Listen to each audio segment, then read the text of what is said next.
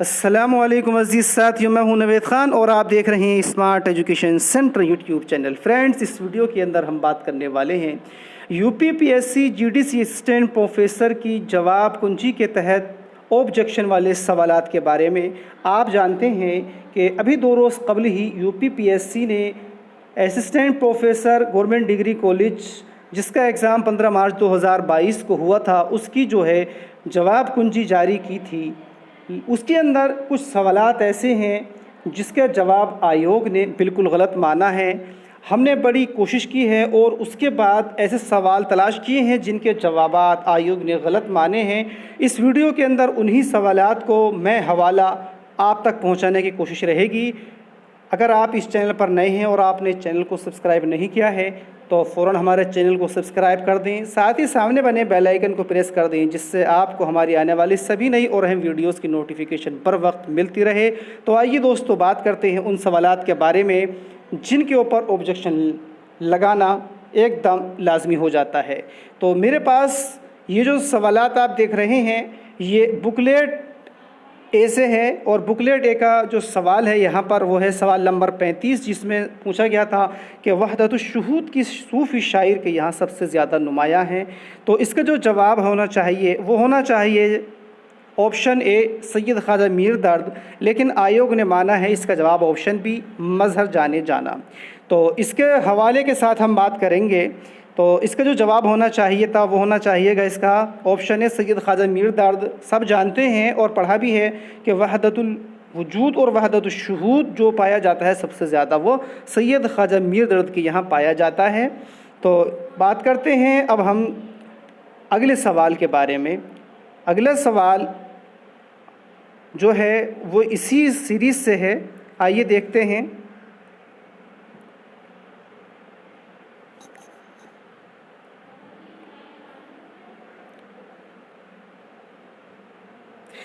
यहाँ पर जो ये सवाल है वो है हिंदुस्तान के आइंदा बादशाह को अपनी मलका मुबारक हो। ये सवाल इसी सीरीज़ का 36 है, यानी कि सवाल नंबर 35 और 36 दोनों एक ही साथ जिस पर के ऑब्जेक्शन उठना तय है।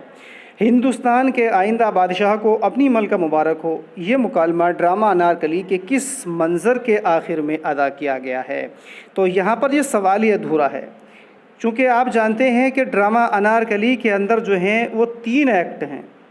अब 3 एक्ट के अंदर कुल मिलाकर के 13 मनाजिर पेश किए गए हैं। भाई पहले एक्ट में अलग मंज़र हैं, दूसरे में अलग हैं और तीसरे में अलग हैं। तो ये सवाल होना चाहिए था कि हिंदुस्तान के आइंदा बादशाह को अपनी मलका मुबारक हो, ये मुकालमा ड्रामा अनारकली के पहले अबवाब के किस मंज़र के आखिर में अदा किया गया है, सवाल ही होना चाहिए था। अभी सवाल ही अधूरा होता है। अब कौन सा मंज़र है, ये कौन से अबवाब का मंज़र है, किस एक्ट का मंज़र है, ये जो है थोड़ा सा मुश्किल है। तो इसलिए ये सवाल जो पूछा गया है ये अधूरा पूछा गया है, इसलिए ये सवाल भी डिलीट होना तय है। आप इस पर ऑब्जेक्शन लगाइए, मैं आपसे कह रहा हूँ ये सवाल डिलीट किया जाएगा चूँकि सवाल जो है ये अधूरा है। आप खुद ही इसको देख रहे हैं। चूँकि आप जानते हैं अनारकली में 3 एक्ट हैं और 3 एक्ट में कुल मिलाकर के 13 मनाजिर हैं। अब किस एक्ट के ये मंज़र की यहाँ पर बात की जा रही है ये जो है कहना मुश्किल है, इसलिए ये सवाल अधूरा है। इस पर भी ऑब्जेक्शन लगाइएगा। इसका हवाले की ज़रूरत नहीं है, इतना ही लिख देना काफ़ी होगा कि ये जो सवाल है ये अधूरा है, जिसमें जो है 3 एक्ट हैं और 3 एक्ट के किस मंज़र की बात की जा रही है ये यहाँ पर नहीं पूछा गया है। आइए अब हम बात करते हैं अगले सवाल की तरफ। अगला सवाल इसी सीरीज़ ए का है। सौदा का सन पैदाइश क्या है, क्वेश्चन नंबर 84। तो सौदा का सन पैदाइश जो पूछा गया है यहाँ पर आयोग ने जो जवाब माना है वो माना है यहाँ पर ऑप्शन ए 1700 ईस्वी। लेकिन कई किताबों के अंदर जो देखा गया है वो जवाब आता है 1712 ईस्वी। 1712 यानी कि ऑप्शन डी सही होना चाहिए था, लेकिन आयोग ने जो माना है वो इसका ऑप्शन ए सही माना है 1700 ईस्वी। अब 1700 ईस्वी मिर्ज़ा मोहम्मद रफ़ी सौदा का सन पैदाइश किसी भी मुहक़्क़िक़ ने नहीं माना है। हालांकि सौदा की सन पैदाइश के बारे में इख्तलाफात रहे हैं, जमील जालबी साहब और खलीक अंजुम साहब जो मानते हैं वो मान रहे हैं कि 1706 या 1707 में जो है सौदा की पैदाइश हुई है। लेकिन नूरुल हसन नकवी साहब कहते हैं कि सौदा की जो पैदाइश है वो 1712 ईस्वी में हुई है। इसके बारे में पूरे हवालों के साथ हम आगे बात करेंगे। अभी हम अगला सवाल है उस पर और बात कर लेते हैं जिस पर ऑब्जेक्शन लगना लाजमी है। इसी सीरीज़ यानी कि बुकलेट ए का 110 सवाल है। उर्दू के बड़े कसीदा निगारों में ज़ोक़ शायद अकेले शायर हैं जिनके कसीदे का मौजू सिर्फ़ दरबारी मद्दाही नहीं है। इन्होंने जो यहाँ पर जवाब माना है आयोग ने वो माना है इसका ऑप्शन सी महमूद इलाही। लेकिन महमूद इलाही साहब की किताब के अंदर जो लिखा गया है उसमें लिखा गया है कि जिनके कसीदे का मौजू सिर्फ़ दरबारी मद्दाही है, वहाँ पर नहीं है, लेकिन इस सवाल के अंदर नहीं है पूछा गया है, तो पूरी तरह से बात उलट हो जाती है। इसलिए इस सवाल पर भी ऑब्जेक्शन लगना लाजमी है। अब हम बात करते हैं इन सवालात के हवालों के बारे में। आइए अब हवालों पर रुख करते हैं। सबसे पहले बात, सबसे आखिरी सवाल जिसमें कि डॉक्टर महमूद इलाही की जो किताब को माना गया है, तो ये देखिएगा महमूद इलाही साहब की किताब उर्दू कसीदा निगारी का तनकीदी जायज़ा, उत्तर प्रदेश उर्दू अकादमी लखनऊ से ये पब्लिश हुई है। अब बात करते हैं जो कोटेशन जो इक़्तिबास पूछा गया है उसके बारे में, जिसको इन्होंने महमूद इलाही साहब का माना है वो आपके सामने ये है। आप देख रहे हैं यहाँ पर इस पैराग्राफ में, यहाँ से ये देखिए, उर्दू के बड़े कसीदा निगारों में शायद ज़ोक़ शायद अकेले शायर हैं जिनके कसीदे का मौजू दरबारी मद्दाही है। तो यहाँ पर साफ साफ लिखा है दरबारी मद्दाही है, लेकिन सवाल के अंदर क्या पूछा गया है, दरबारी मद्दाही नहीं है। इसलिए इस पर भी ऑब्जेक्शन उठता है और ये सवाल भी या तो डिलीट होगा या फिर यह कि इसका जवाब उनको बदलना पड़ेगा। तो एक तो आपके सामने मैंने हवाला ये पेश किया। आइए अब रुख करते हैं दूसरे सवाल के हवाले की तरफ। तो अज़ीज़ साथियों, ये देखिएगा मिर्ज़ा मोहम्मद रफ़ी सौदा के नाम से ये किताब लिखी है डॉक्टर खलीक अंजुम साहब ने, और अंजुमन तरक्की उर्दू हिंद अलीगढ़ से ये शाये हुई है।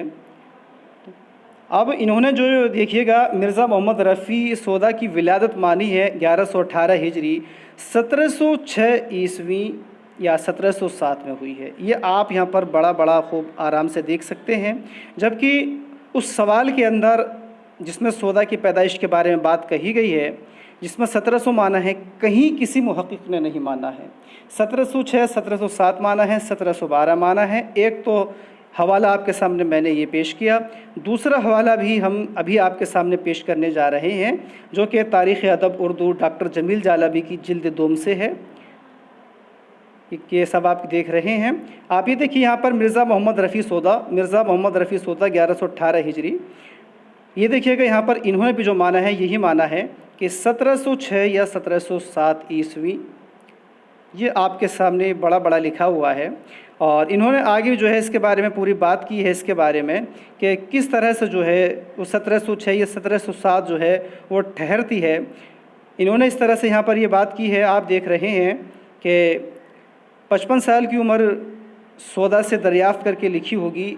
इन शवाहिद की रोशनी में अब सौदा का साल विलादत 1706-1707 मुतय्यन हो जाता है। ये आपके सामने मैंने तारीख़ अदब उर्दू डॉक्टर जमील जालबी और डॉक्टर खलीक अंजुम साहब की जो है किताब से जो है हवाला पेश किया, जिसमें कि इन्होंने 1706 या 1707 माना है, 1700 नहीं माना है। अब बात करते हैं उस किताब के बारे में जिसमें 1712 सौदा की पैदाइश माना गया है।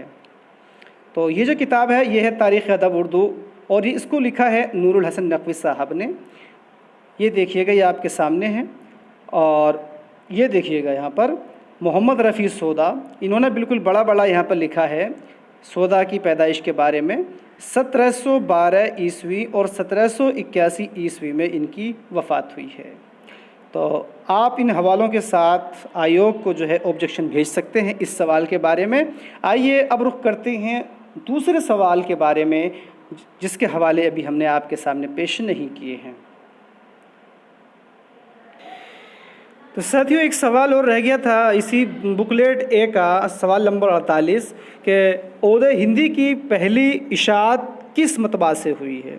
तो इसका जो जवाब माना है आयोग ने वो माना है ऑप्शन सी, लेकिन जो इसका सही जवाब है वो है ऑप्शन ए।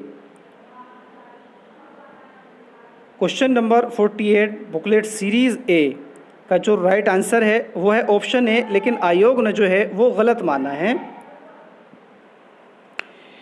तो इस सवाल का जो जवाब है इस पर भी ऑब्जेक्शन आप लगा दीजिए, ये भी बदला जाएगा, चूँकि बिल्कुल हवालों के साथ जो इसकी जो पहली इशाअत है वो मतबा मुश्तबाई मेरठ से हुई है। सही जवाब इसका यही है, लेकिन आयोग ने किसी वजह से जो है वो इसका जवाब ऑप्शन सी जो है वो मान लिया है, मतबा अकमलुल मताबिर दिल्ली। ये बिल्कुल गलत है, ये सही नहीं है। अब बात करते हैं हम इस सवाल के हवालात के बारे में। आइए अब हम हवालात देखते हैं। ओहदे हिंदी का पहला हवाला तो ये रहा आपके सामने।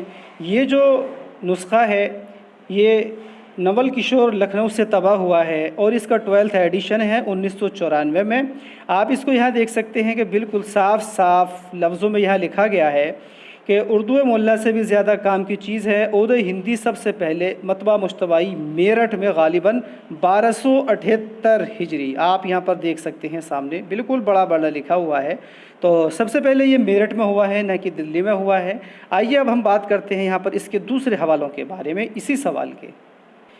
ये देखिएगा आपके सामने आपकी स्क्रीन पर है, ये वही पहला कवर है उसी नुस्खे का जो कि मेरठ से मतबा हुआ है। ये देख लीजिए आप सामने बिल्कुल साफ साफ लिखा है मतबा मुश्तबाई वाक़े मेरठ। आप खूब देख सकते हैं ओहदे हिंदी। तो ये सब जो है अगर आप कहेंगे तो मैं सब आपको जो है PDF सब इरसाल कर दूंगा। इसके अंदर के और भी सब हवाले मेरे पास में होंगे। तो जिस साथी को भी हवाले चाहिए मुझे व्हाट्सअप कीजिएगा, मुझे जो है कमेंट्स में लिखिएगा, मैं आज ही सबको इरसाल कर दूंगा। तो अगर ये वीडियो अच्छी लगी हो तो लाइक कीजिए, शेयर कीजिए। दोस्तों एक बात और मैं आपसे कहना चाहूँगा कि इसके ऑब्जेक्शन भेजने की जो आखिरी तारीख़ है वो 30 है, आज 26 हो चुकी है, कल 27 है। तो आपसे कहना चाहूँगा कि हर हालत में अगर आप इस पर ऑब्जेक्शन भेजना चाहते हैं तो कल यानी 27 अप्रैल को हर हालत में भेज दीजिएगा। तो अगर ये वीडियो अच्छी लगी हो लाइक कीजिए, शेयर कीजिए। दूसरी एक बात और ये थी कि अगर आपने अभी तक इस चैनल को सब्सक्राइब नहीं किया है तो फ़ौरन चैनल को सब्सक्राइब कर दें। तो दोस्तों मिलते हैं एक और नए वीडियो में। बहुत बहुत शुक्रिया आप सबका वीडियो देखने के लिए।